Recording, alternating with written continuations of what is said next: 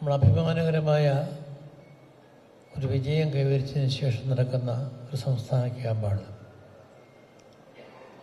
8 പേര് മത്സരിച്ച് 7 പേരെയും വിജയിപ്പിക്കുവാൻ കേരള കോൺഗ്രസിനും ഐക്യജനാധിപത്യ മുന്നണിയും കഴിഞ്ഞു.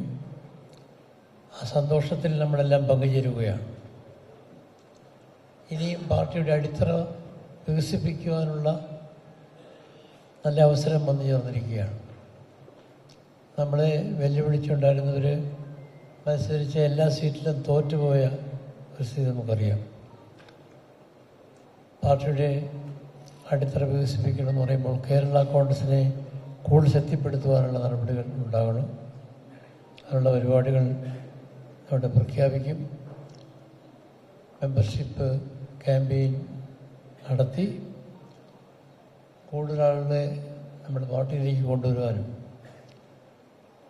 കേരള കോൺഗ്രസ് പ്രതിദാനം ചെയ്യുന്ന കാര്യങ്ങൾക്ക് വേണ്ടി നേട്ടങ്ങൾ കൈവരിക്കാൻ കഴിയണം. ഡൽഹിയിൽ നടക്കുന്ന സമരം നമുക്കറിയാം.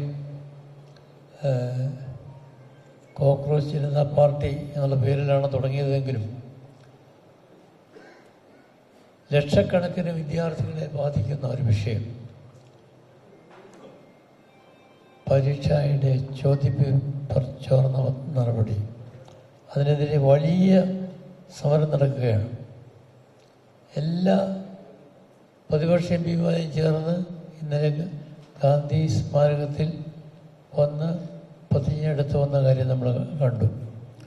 ആ സമരത്തിന് നമ്മുടെയും പിന്തുണ പ്രഖ്യാപിക്കുകയാണ്. അത് രാജ്യവ്യാപകമായി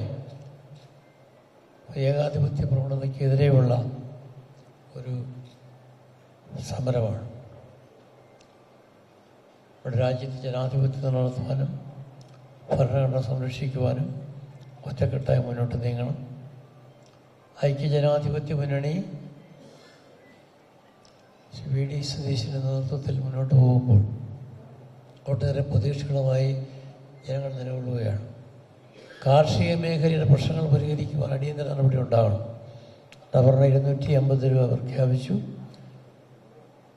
താമസിയാതെ അത് 300 രൂപയായി പ്രഖ്യാപിക്കുമെന്നും മുഖ്യമന്ത്രി തന്നെ പറഞ്ഞിരിക്കുകയാണ്.